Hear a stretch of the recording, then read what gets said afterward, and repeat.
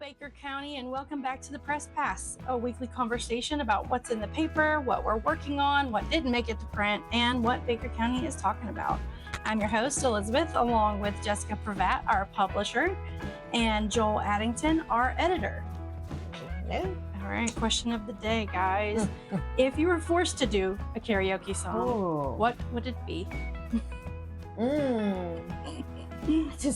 It's funny because watching some YouTube videos last night, what we were just talking about, Thunderstruck came on. Who does Thunderstruck? Which hair band from the 80s? Oh golly, Is it AC/DC? AC/DC, yeah. AC/DC. But the version we were watching was done without electronic instruments. So it was a banjo and it was spoons and an Ooh, that's accordion, and I loved it. And I was like cooking and singing along with it, and I could listen to that. YouTube inspired answer. Yeah. All right, well, I didn't think about mine because I don't sing. I can't really hold a tune. I decided to go with Loser by Beck. It's kind of a rappy, out of tune. You can kind of talk, sing it. Yeah. Right. It's very easy. That's it. I mean, I laugh. You see these videos, and it talks about these middle-aged women that can't remember what's going on in their They life. just mumble the words still. But you can sing like some of those old 90s, we rode around with the windows down, Screaming from the top. I mean, yes, Vanilla Ice. We remember those word for word. So, but yes, I have been on a bit of an AC/DC kick lately, which is different for me. Cool. All right, so our big story of the week. Island Oaks is becoming a magnet for first responders. It's become a magnet for tourists and residents for some fun in the sun, but it's also drawing a lot of law enforcement calls and more recently, even fire rescue. So let's talk about that. Yeah, well, the big news last week was the fire and explosion at Island Oaks RV Resorts, wastewater treatment plant / storage maintenance kind of area. And it's strategically placed on the outskirts of the property, but that also puts it in close proximity to nearby neighbors, which obviously caused some concerns, led to an evacuation. Nobody got hurt, thankfully, on fire rescue or people, the residents or RV park visitors, I should say. So that was great, but obviously caused a lot of concern. And anytime you get a spot like that that's attracts visitors basically year round, I mean that place stays full. Oh, it stays full. You're gonna get calls for service. So it's not. I mean, the fire was obviously very unusual, but it is not unusual for them to get calls for rowdy behavior or other calls, medical calls, that kind of stuff. There at that particular location, but obviously that 125 Glen St. Mary I-10 interchange has become very busy in recent years. It has. It's obviously the RV park has brought a ton of traffic because I travel 125 going back and forth to home every day and delivering and everything, but I have to come at 125. And I mean, yes, the amount of RVs, and I mean, a lot of people that have fifth wheels and whatnot, they tend to not necessarily travel interstates because we've had one. You don't really want to be driving down I-10 pulling a big old fifth wheel and the semis come by you. It can be very intimidating. So, I mean, a lot of people tend to take some of those two-lane roads. So they're coming up 125. They come from 121. But yes, making that turn in if they're stopping to get gas there at the journey, or if they're the way they reconfigured the road, it comes up on the side of it. So you're either turning to go up that sharp little incline to get into the Journey store, or they're going to the next one, but it's become very busy. Now it's good. They had the fire station moved a little closer, and they have the helicopter landing there that they're letting them do right there. Yeah, we should say that new fire station, Central Fire Station in Glen, came up, was built about the same time that all this development was happening. And even more development is proposed in the future. And the county is running into some constraints there in terms of having enough water pressure to service some of that new development. So that's going to be an ongoing issue in that area in the future. Yeah, the town of Glen has some problems that they need to solve because I mean, there's commercial. There's I know uh Julian Patel, I think, and Yeah. then they have plans for another liquor store over there. It's going to be kind of a strip center, I believe, on that property, that empty property next to the Journey. And so that's more commercial stuff coming in. But I mean, Island Oaks in general, I haven't spoken with the sheriff back shortly after it opened. I know the TDC loves it because that's tourism. Bed tax money. Yes, bed tax money coming in. But it did kind of create the problems that a lot of people were concerned in terms of people are camping, they're relaxing, they're on vacation, they're having fun with family, and a lot of them are drinking. And so the sheriff has a lot more calls out there. Fire rescue has a lot more calls out there. And then like this weekend, you know, the fire started in the maintenance shed, spread to golf carts, batteries were popping off, propane tanks were popping off. And all of this in the middle of the 2:00 in the morning. I mean, I couldn't imagine being in those homes right there. And speaking to some of those residents, they were very shook up. Absolutely. I mean, that would be terrifying because even though it may be several hundred feet away, it's still too close to home. Yes, that would scare me to death. But thankfully, they are still open. They are still operating. Right. We did reach out to Island Oaks for comment and didn't hear back from management. And they are under new management. I think it is fair to say the original creators of that resort, yes, the original developers have sold it. And but there are more phases of this property to be developed in the future. You know, should conditions become conducive to that. Yeah, I mean, it's just obviously got some hurdles though. They do. I mean, they already have the approval. I think at this point it's more financial building it. I mean, they can do what they said they were going to do initially, but it is definitely, you know, I think it creates a big impact on first responders that the county as a whole needs to realize now we've got this has been the impact so far. When it expands, there's going to be more impact, and start maybe planning ahead. So it's a unique concept, but I mean, they can do it. So speaking of developments, we've got Midpoint Commons back in the news. They submitted formal zoning and PUD land use. So give us the update. These aren't the formal plans. These were actually what was released last year, but this is a lot more conceptual. What they submitted more recently to the county was very detailed, like as far as like how wide the streets are, sidewalks, trees, landscaping, setbacks, number of units, all that stuff. Yeah, I mean, it's a massive project. And I mean, kind of to give people the little bit of backstory if you're not familiar with it. So there's just over 2,000 acres that's between us and Baldwin, essentially, across the street from the Walmart DC off of 90. And it kind of circles around and touches 228 back here by I-10. And so it's a massive chunk of property, and there's been a variety of things that they've tried to market it for. Some of it industrial. I believe at one point back in the mid-2000s, that was where Jackson Shaw Industrial Park was going to go. Former developer of that site. Yeah, and so I mean, it's had a lot of ideas, and so this one was presented to the city a year or two ago. They had multiple public meetings. The group and the gentleman that's kind of behind it, you know, spoke. There was some a fair amount of opposition, but ultimately the city couldn't provide the needed utilities, the water or the sewer. And that may be the biggest news of late, is that they seem to have secured at least a plan for utilities from a new utility under development just outside the county there in the Trail Ridge landfill area.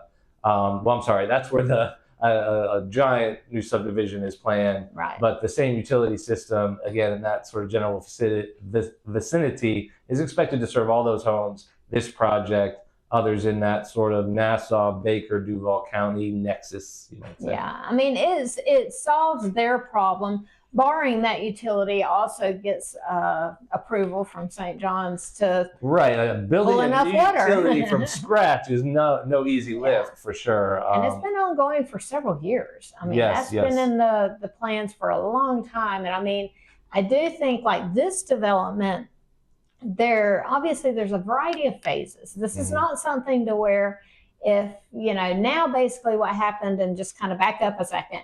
So the city said, we can't help you. So they kind of passed it off to the county. And so now they've been working with the county. They've got a utility connection for the future.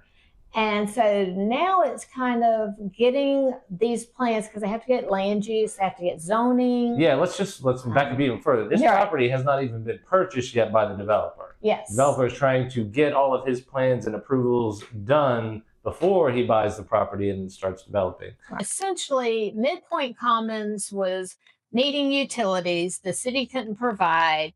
They've found an alternative. So now they're going to the county, because it is in the county, and saying, okay, we've locked in utilities. And I do think, and I mean, this is all very off the cuff, I guess you could say, the city can provide for the commercial. And so, there's phases to this building. You have commercial, you have industrial, and you have residential. And the commercial has been strongly hinted is going to include a Publix and a variety of other options. Yeah, that would be the area there right along I-10 and South 5th. Yes, it'd be kind of behind the Wawa and back down I-10. So the city is able to provide services for that. So that could be built sooner. But it is not going to be, I think, in the city limits necessarily. They're not going to. Yeah, they would have to annex it. And they might, if they do that. But I mean, it's such a big development. I mean, over 2,000, I think it's 2,100 acres. Yeah, we're talking about doubling the population of the area of McClenny, if not the actual city limits of McClenny. Yeah, because I mean, basically McClenny would double in size. Right, and like their phase 1, and as we've got in the paper, so that's 1 million square feet of industrial. And keep in mind, industrial and commercial, that's jobs. So for all these people moving here, they're also going to bring a lot of jobs with it. That's 300,000 square feet of retail and 750 dwelling units. Now, their plan initially was some townhomes. There were some single-family homes.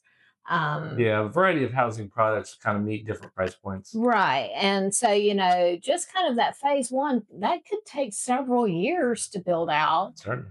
And I think, the comment during the city meetings and stuff, the hearings that they did then, somebody said this was like a 10, 15-year plan. So this is not going to be all of a sudden we wake up and after a year we've got thousands of new people out here. A lot of dominoes have to fall before all that happens. But ultimately it does kind of remind the county commissioners that this infrastructure that they're putting in is going to be sufficient for them. But the infrastructure around the rest of the county is got to keep up with all the additional people, which means it's not been built yet, but now is the time to plan accordingly. Certainly. And how are they going to do that? Is that going to be impact fees? Is that going to be, especially with all the different things going on with property taxes and everything, they need to figure it out now before this gets here. So that time, yes, that clock is ticking, and the sands are running out. So, yeah. TikTok. So there's that is on the agenda. You should go down and be at that meeting. Get a little of the details in person. It's Tuesday night. Yeah, there will be a meeting July 21st on the utility stuff at Woodstock. Okay. But this project is coming up.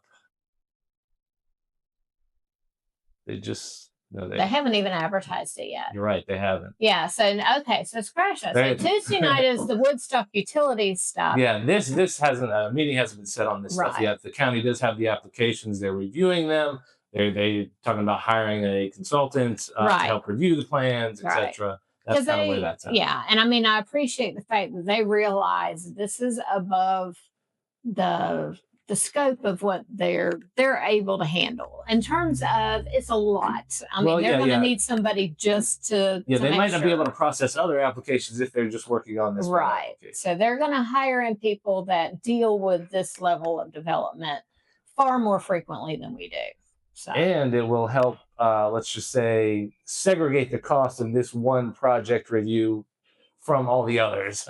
The accounting will be much easier if you segregate duties that way. Right. So.